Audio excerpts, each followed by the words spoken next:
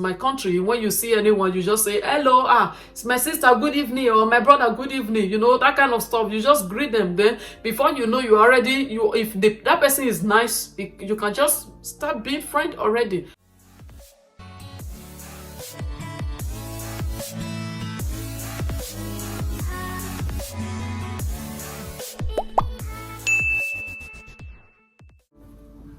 Hi guys, welcome back to my YouTube channel. Thank you for tuning in.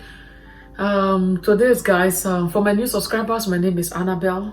Thank you for my thank you for coming to my channel, and do not forget to subscribe and turn on your notification bell, so whenever I upload, it will notify you that Annabelle have released something. Okay, so guys, today I want to talk about 5 things. Is it 5 things? It's not 5 things. I mean, being black, 5 things being black in Sweden, or in Denmark. I would say I will miss both Denmark and in Sweden because they're quite similar. Okay guys, so yeah, I've lived in both countries. If I calculate my total amount, is like 9 years now that I've lived in both countries.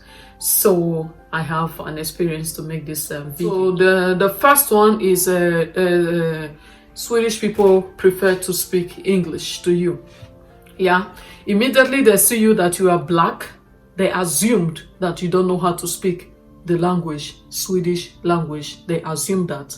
So when you are coming to Sweden, you need to like try to take online course to learn the basics Swedish, because that might be a challenge which you don't want to be in public with your friends, and the Swedish people will come over and be speaking Swedish to their fellow Swedish people. At the end, when they turn to you to talk to you, they will switch to English with you, because they prefer that, because they believe that you are black, that means that you don't know their language. So I hate that a lot. I don't like that.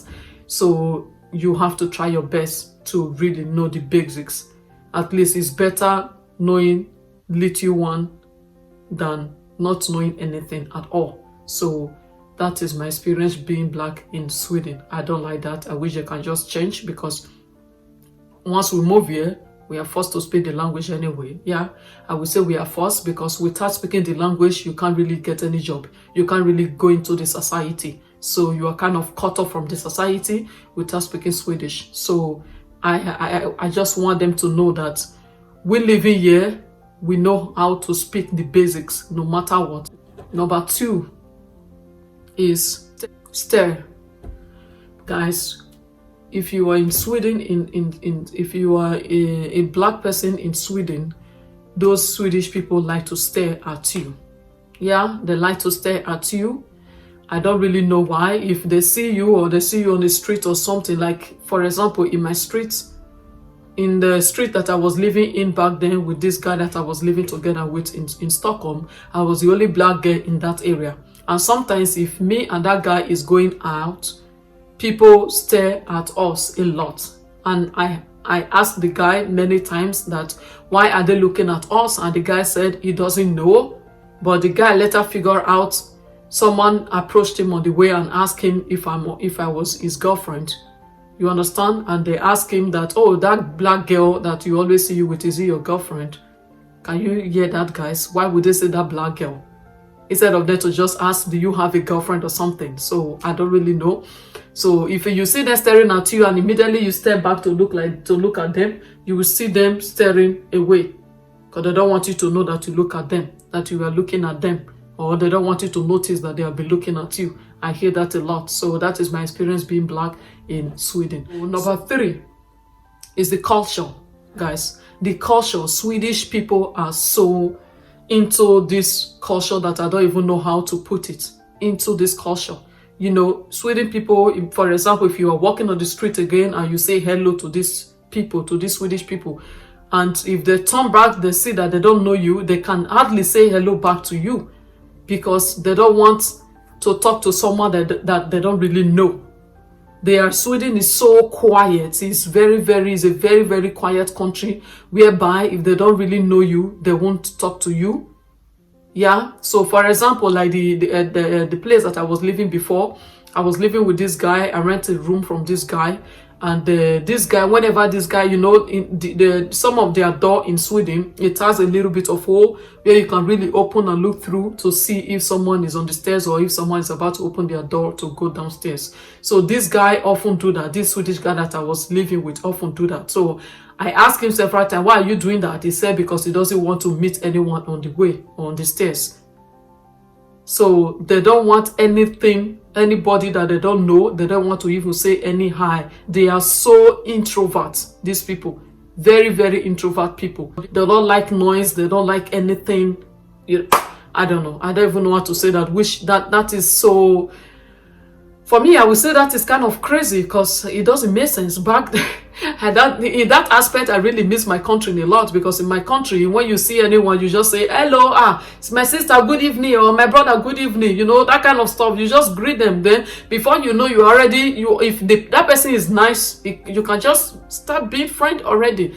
You can take each other contact and just start making friends from there. But here in Sweden, you have to like really know these people before you can say hi to them, which is really, really crazy. Sometimes when I see cute kids on my way to wherever I'm going, sometimes I want to just touch them and say, hello, you are so beautiful. But I won't dare to do that, because the mother will just be looking at me thinking that I'm a mad woman. So I will never dare to do that. So that is my experience. So number 4 is food, guys. Number 4 is food, guys. If you are living in Sweden, you should just I don't know about the food is so crazy. You have to just call your family to be sending you all kind of food from Africa. You just have to, because being black here, the food that they have here, guys, you can't. For me, for my own experience, the food, I hardly eat the Swedish food. Yeah, I hardly eat Swedish food, because their food is not just the kind of food that I will like try to manage sometimes to eat it. I've actually thrown up in one of their food. I forgot the name of the food actually. I forgot the name of the food, but it was with like kind of white fish that they cook like pepper soup or something, and slice some potatoes on it. I don't know. I don't just know how to describe that. You know, the day that I ate that, there was this guy that I was living with back then in Stockholm, that actually we went to his mother's place together.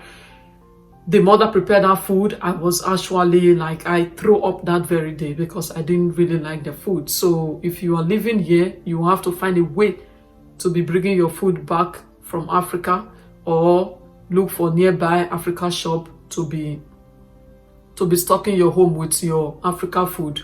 If you go to restaurants, that will even be the worst. Me, if I go to restaurants with my husband, I always have to like go to either Thai or Indian restaurants. Those are the 2 restaurants that is quite close to my own food, to my own Nigerian food, that I can easily eat instead of eating Swedish food. Okay, so the 5th one is hair struggle. Yeah, being black in Sweden, their hair shop or salon is very, very expensive. Very, very, very expensive. So you have to learn how to make your hair by yourself. It's very expensive. And let me just say, for example, if you want to make like a braid, you have to hold like 300 to 350 euro to have your braid made for you. That is how expensive living in Sweden, being black living in Sweden, if you want to go and make your hair is. That is how difficult it is. Every black woman living in Sweden or in Europe, I don't know, they have been forced to learn how to make their hair by themselves, because not everyone can afford 300 to 400 euro to go and make their hair made. So that is really, really frustrating. Really, really frustrating as well, because they need to make it easy for, I guess it's the tax that they are paying, and the shop rent and everything. So everything is very, very high in Sweden. You know, they have to pay tax, and their tax is quite high. They have to pay shop rent, and their shop rent is quite also high. So they calculate everything in your head.